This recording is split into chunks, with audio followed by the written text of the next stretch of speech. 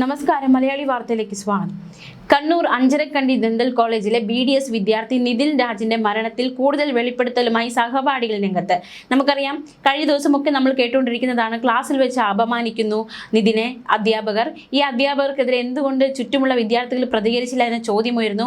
മാത്രമല്ല, ഈ അധ്യാപകൻ തമാശ പറയും, ചിരിച്ചില്ലെങ്കിൽ വിദ്യാർത്ഥികളെ അടിച്ച് ചിരിപ്പിക്കും. അങ്ങനെ ഒരുപാട് ആരോപണങ്ങൾ അധ്യാപകനെതിരെ ഉയർന്നതാണ്. എന്തായാലും ഇപ്പോൾ വിദ്യാർത്ഥികളുടെ ഒരു പ്രതികരണം വന്നിട്ടുണ്ട്. ആരോപണ വിധേയനായ അനാട്ടമി വിഭാഗം മേധാവി ഡോക്ടർ MK റാം പ്രശ്നക്കാരനാണ് എന്ന് തന്നെയാണ് വിദ്യാർത്ഥികൾ ഒന്നടങ്കം പറയുന്നത്. അധ്യാപകർ സ്ഥിരമായി മോശം ഭാഷ ഉപയോഗിക്കുമെന്നും ബോഡി ഷെയ്മിംഗ് നടത്തുമെന്നുമാണ് ഈ വിദ്യാർത്ഥികളുടെ വെളിപ്പെടുത്തൽ. ആൺകുട്ടികളെ കൊണ്ട് പെൺകുട്ടികളെ തല്ലിക്കുമെന്നും ഒരു വിദ്യാർത്ഥി വെളിപ്പെടുത്തി. നിതിന്റെ മരണത്തിൽ ആരോപണ വിധേയരായ doctor MK Ram, associate professor doctor M സംഗീത എന്നിവരെ പ്രതികളാക്കി പോലീസ് കേസെടുത്തിരുന്നു.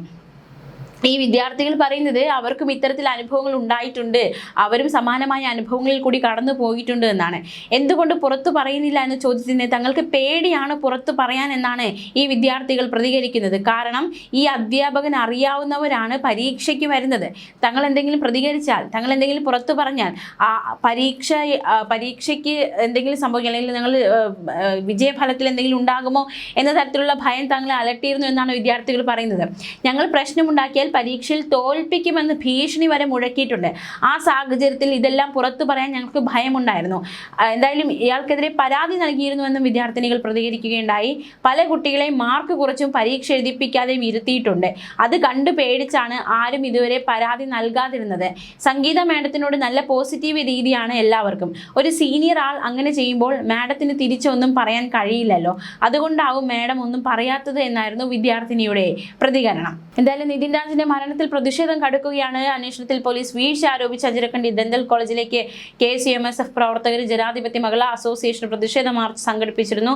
ക്യാമ്പസിനകത്തേക്ക് തള്ളിക്കയറി കുത്തിയിരുന്ന് പ്രതിഷേധിച്ച KC പ്രവർത്തകരെ പോലീസ് ബലം പ്രയോഗിച്ച് അറസ്റ്റ് ചെയ്ത് നീക്കിയിരുന്നു. അതേസമയം നിതിൻ രാജിന്റെ കുടുംബം ഇന്ന് മുഖ്യമന്ത്രി പിണറായി വിജയനെ കണ്ടേക്കും. മുഖ്യമന്ത്രി നേരിട്ട് കാണാനുള്ള അവസരം ഒരുക്കുമെന്ന് മന്ത്രി V ശിവൻകുട്ടി നിതിന്റെ കുടുംബത്തെ അറിയിച്ചിരുന്നു. മുഖ്യമന്ത്രി തിരുവനന്തപുരത്തേക്ക് എത്തുന്നതനുസരിച്ച് കുടുംബത്തിന് അദ്ദേഹത്തെ നേരിട്ട് കാണാൻ കഴിയും. ഇന്ന് മുഖ്യമന്ത്രി തലസ്ഥാനത്ത് എത്തുകയാണെങ്കിൽ കുടുംബം അദ്ദേഹത്തെ നേരിട്ട് കാണാൻ സാധ്യതയുണ്ട്. പോലീസ് അന്വേഷണത്തിൽ നീതി കിട്ടുമെന്ന വിശ്വാസമില്ലാത്തതിനാൽ കോടതിയെ സമീപിക്കുമെന്നാണ് കുടുംബം പറയുന്നത്. അധ്യാപകരുടെ അറസ്റ്റ് ഉടൻ ഉണ്ടായേക്കും. സഹപാഠികളുടെ മൊഴി പോലീസ് രേഖപ്പെടുത്തും. എന്തായാലും ഈ അധ്യാപകനെതിരെ ഗുരുതരമായ ആരോപണങ്ങളാണ് ഉന്നയിക്കപ്പെടുന്നത്. ഈ വ്യക്തി ഒരു അധ്യാപകനാണോ എന്ന് പോലും ചോദിച്ചു പോകുന്ന തരത്തിലുള്ള വെളിപ്പെടുത്തലുകളാണ് വിദ്യാർത്ഥികളുടെ ഭാഗത്തുനിന്ന് ഇപ്പോൾ ഉണ്ടാകുന്നത്. ഈ വ്യക്തിയെ പോലുള്ളവർ സാമൂഹികമായിട്ടുള്ള ഓഡിറ്റിങ്ങിന് വിധേയമാകണം, സമൂഹത്തിലേക്ക് ഇവരെ ഇറക്കി വിടണം, സമൂഹം അവരെ വിധിക്കട്ടെ എന്നതടക്കമുള്ള ഒരു പ്രതികരണം നടത്തിയിരിക്കുകയാണ് സാമൂഹ്യ നിരീക്ഷകൻ രാജേന്ദ്രൻ പന്തളം. അദ്ദേഹം മലയാളി വാർത്തയോട് പ്രതികരിച്ചത് ഇപ്രകാരമാണ്. അദ്ദേഹത്തിന്റെ പ്രതികരണത്തിലേക്ക് ഒരിക്കൽ കൂടി നമ്മൾ പോവുകയാണ്. ഇപ്പോ കേരളത്തെ ഒന്നടങ്കം നടുക്കിയ മറ്റൊരു വാർത്ത കൂടി. ഇപ്പൊ സിദ്ധാർത്ഥന്റെ വാർത്തയൊക്കെ നമ്മൾ വളരെയധികം വേദനിച്ചതായിരുന്നു, നടുങ്ങിയ വിവരങ്ങളായിരുന്നു. സമാനമായ രീതിയിൽ ഒരു സംഭവമാണ് ഇപ്പോൾ കഴിഞ്ഞ ദിവസം ഉണ്ടായിരിക്കുന്നത്. ഒരു ദന്തൽ വിദ്യാർത്ഥി അധ്യാപകൻ ക്ലാസ് റൂമിലടക്കം ജാതി വിവേചനം നടത്തി, അല്ലെങ്കിൽ അത്തരത്തിലുള്ള ജാതി വെറി നേരിടേണ്ടി വന്നു. അധ്യാപകരിൽ നിന്ന് മോശം അനുഭവങ്ങൾ നേരിടേണ്ടി വന്നു. ഒടുവിൽ ഇപ്പോൾ മരിച്ച നിലയിൽ കണ്ടെത്തിയിരിക്കുന്നു. ആത്മഹത്യ എന്ന് പറയുമ്പോൾ പോലും അതൊരു കൊലപാതകമാണോ എന്ന ചോദ്യം മറുവശത്ത് നിൽക്കുന്നു. അപ്പോൾ നിതിൻ രാജിന്റെ മരണം അത് നടക്കുന്നതായിരിക്കുകയാണ്. അപ്പോ എന്താണ് അങ്ങേക്ക് തോന്നുന്നത് ഈ വിഷയത്തിൽ? വളരെയധികം വേദന എനിക്ക് തോന്നുന്നുണ്ടെന്ന് പറഞ്ഞാൽ, എനിക്ക് സത്യം പറഞ്ഞ അച്ഛന്റെ നെഞ്ചുപൊട്ടിയുള്ള കരച്ചിൽ കണ്ട് ഞാനും കരഞ്ഞു കേട്ടോ. ഞാൻ ഉള്ള കാര്യം തുറന്നു, ഞാൻ സ്വയം കരഞ്ഞു കേട്ടോ. കുറെ ഏറെ നേരം വന്ന ആ കരച്ചിലൊന്നും നിർത്താൻ വളരെ വേദനയുണ്ട്. ഞാൻ അതിനു മുമ്പ് ഞാനൊരു കാര്യം പറയാം. ഞാൻ മാധ്യമപ്രവർത്തകൻ എന്നുള്ള നിലയിൽ ഞാനൊരു വികാരഭരിതനായിട്ട് സംസാരിക്കാൻ ആഗ്രഹിക്കുന്നുണ്ട്. ഞാൻ പറയട്ടെ. കഴിഞ്ഞ കുംഭമേളയുടെ സമയത്ത് കേരളത്തിലെ ഒരു മാധ്യമപ്രവർത്തക അവരുടെ പ്രതിവാര പങ്ക്തിയിൽ പറയുകയുണ്ടായി, ഈ കേരളത്തിൽ നിന്ന് പോലും ആളുകൾ കുംഭമേളയിൽ പോയി എന്ന്.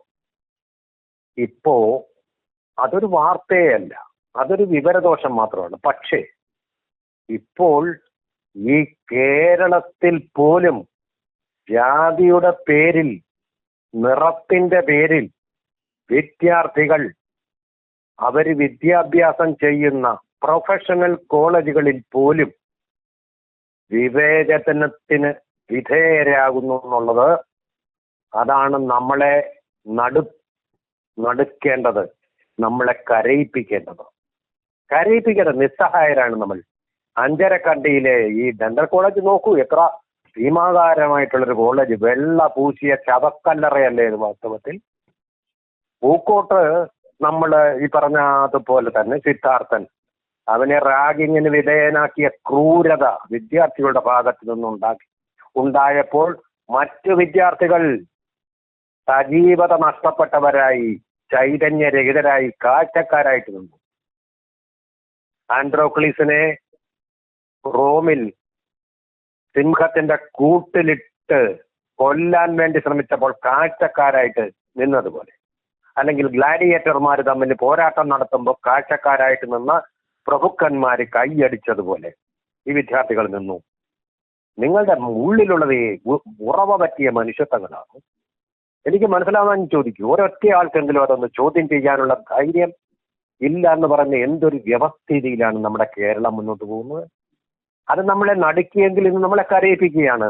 ആ ജോലി ചെയ്ത് അധ്വാനം എന്ന് പറയുന്ന മഹത്തായ ഒന്നാണ്. അധ്വാനത്തിന്റെ മഹത്വമാണ് കാൾ മാർക്സും ഏംഗൽസും നമ്മുടെ EMS നമ്പൂതിരിപ്പാട് തൊഴിലാളി വർഗത്തിന്റെ ദത്തുപുത്രനാണെന്ന് അവകാശപ്പെടുന്ന EMSഉം ഒക്കെ നായകത്വം നൽകിയ ഒരു സംസ്ഥാനത്ത് ഒരു ദളിത വിദ്യാർത്ഥിയെ അപഹസിക്കുകയും അവനെ കളിയാക്കുകയും ചെയ്യാൻ ധൈര്യം കാണിച്ച അധ്യാപകൻ, അവൻ സാമൂഹിക വിചാരണ അർഹിക്കുന്നു.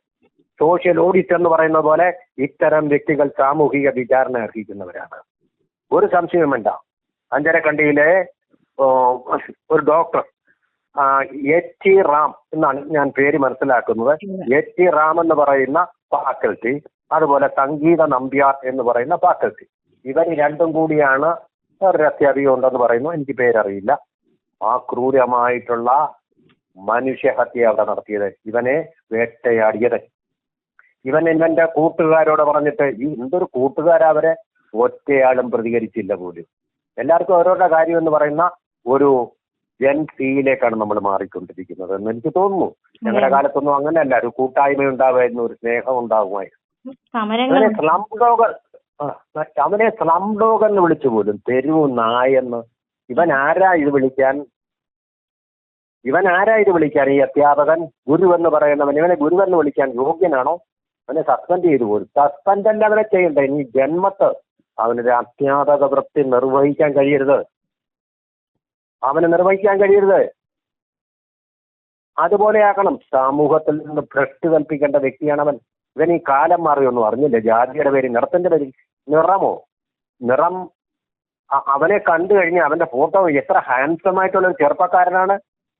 അവനെ നിർവീര്യനാക്കിക്കൊണ്ട് അവന്റെ ആത്മവിശ്വാസങ്ങളെല്ലാം തകർത്ത് അവനെ ഡിപ്രഷനിലേക്ക് നയിച്ചതുകൊണ്ടായിരിക്കുമല്ലോ അവൻ ആത്മഹത്യയാണെങ്കിൽ ആത്മഹത്യ ചെയ്തത്. അല്ലെങ്കിൽ ഈ ക്രൂരനായിട്ടുള്ള അധ്യാപകൻ HT റാം ഒരു പക്ഷെ അവനെ പിടിച്ചുകൊള്ളായിരിക്കാം. കാരണം ഇത്ര ക്രൂരമായിട്ടുള്ള വാക്കുകൾ ഉപയോഗിച്ച് ഒരു വിദ്യാർത്ഥിയുടെ മനസ്സിനെ തകർക്കാൻ ശക്തിയുള്ള ഒരു അധ്യാപകൻ അവനെ പിടിച്ചു തള്ളിയിടാനും ക്രൂരതയുള്ള മനസ്സിന്റെ ഉടമയായിരിക്കും. പിന്നെ ചില അധ്യാപകരെ അങ്ങോട്ടുണ്ട് പല ഡിപ്പാർട്ട്മെന്റുകളിലും. അവിടെ നല്ല സുന്ദരികളായിട്ടുള്ള വനിതാ അധ്യാപകരുണ്ടെങ്കിൽ അവരുടെ മുമ്പിൽ ഷൈൻ ചെയ്യാൻ വേണ്ടിയിട്ട് വരുന്ന വിദ്യാർത്ഥികളുടെ മേൽ വെക്കിട്ട് കയറുന്ന ഒരു സ്വഭാവം അങ്ങനെയുണ്ട്. എൻ്റെ ഒരു അധ്യാപകൻ തന്നെ ഞാൻ പറയാം. എൻ്റെ കോളേജിൽ പ്രീഡിഗ്രിക്ക് പഠിക്കും. ഒരു ചെറിയ അനുഭവം പെട്ടെന്ന് പറഞ്ഞു തീർക്കാം. പ്രീഡിസി എന്നാണ് പറയുന്നത്. പ്രീഡിഗ്രിക്ക് പഠിക്കുന്ന കാലത്ത് എൻ്റെ അച്ഛൻ വന്ന് വിളിച്ചു. എൻ്റെ അച്ഛൻ എന്ന് പറഞ്ഞാൽ എനിക്ക് എൻ്റെ ഒരു ഗുരു, ഏറ്റവും വലിയ ഗുരു അച്ഛനാണ്. അച്ഛൻ വന്ന് വിളിച്ചപ്പോൾ ഞാൻ ഇറങ്ങിപ്പോയത് ഈ അധ്യാപകൻ ഇഷ്ടപ്പെട്ടില്ല. ഞാനും ഇല്ലല്ലോ. ആ പരിവം നോക്കി നല്ല പെൺകുട്ടികളും ഒക്കെയുള്ള ഒരു ക്ലാസ് മുറിയാണ്. അവിടെ ഇരുന്ന് ബാക്കിയുള്ള സമയം 1 മണിക്കൂറിന്റെ ശേഷം ഭാഗം മുഴുവൻ അദ്ദേഹം എന്നെ ഇങ്ങനെ വേട്ടയാടിക്കും. ഞാൻ കേട്ടില്ല, ഞാനില്ലാത്ത അവസരം കൂടിയാണല്ലോ. എന്നെ ഇങ്ങനെ വേട്ടയാടിക്കൊണ്ടിരിക്കുകയായിരുന്നു ആ അധ്യാപകൻ.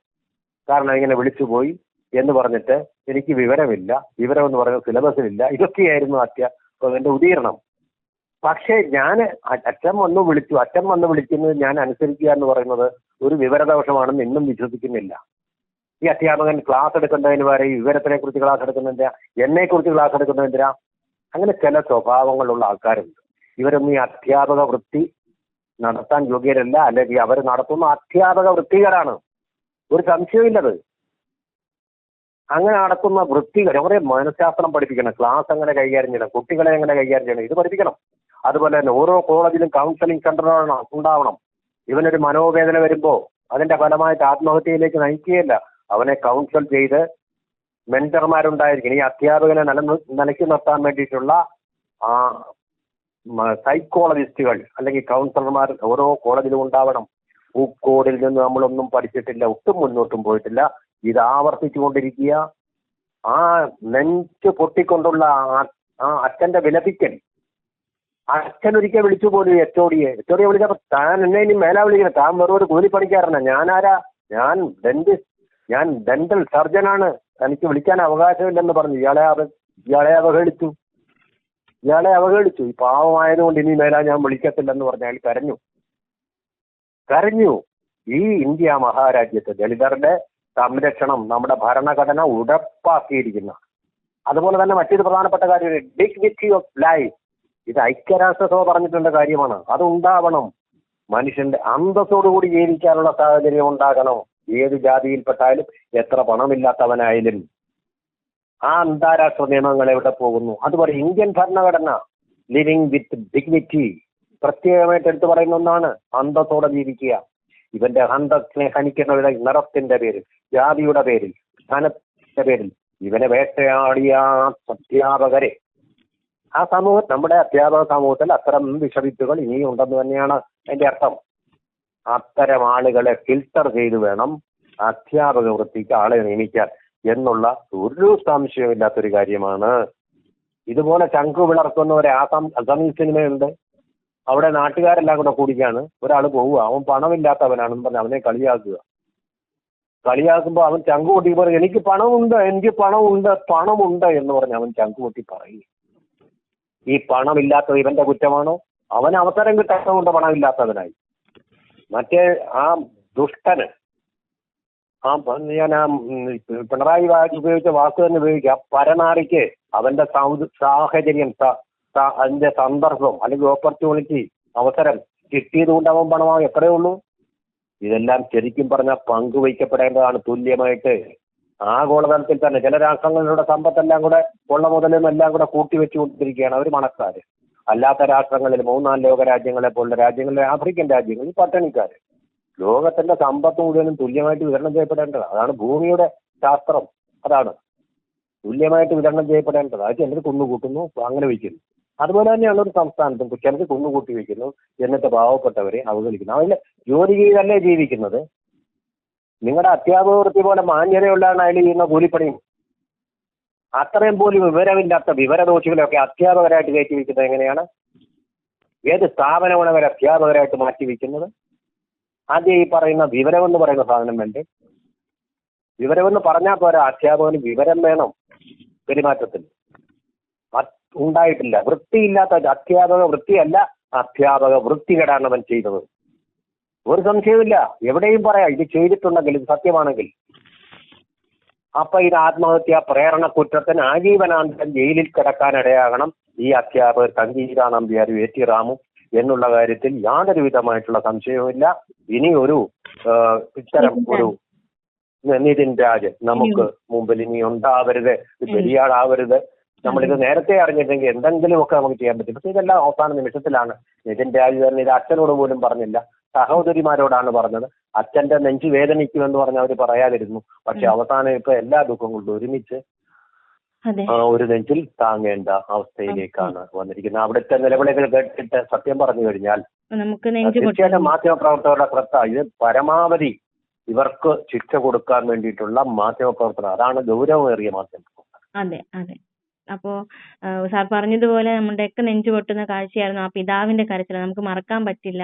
അപ്പൊ ഇങ്ങനത്തെ സംഭവങ്ങൾ ഇനി ആവർത്തിക്കാതിരിക്കട്ടെ എന്ന് തന്നെയാണ് ഏവരും ആഗ്രഹിക്കുന്നത്. അപ്പൊ ഈ ഒരു വിഷയത്തിൽ ഞങ്ങളോട് പ്രതികരിച്ചതിന് വളരെയധികം നന്ദി.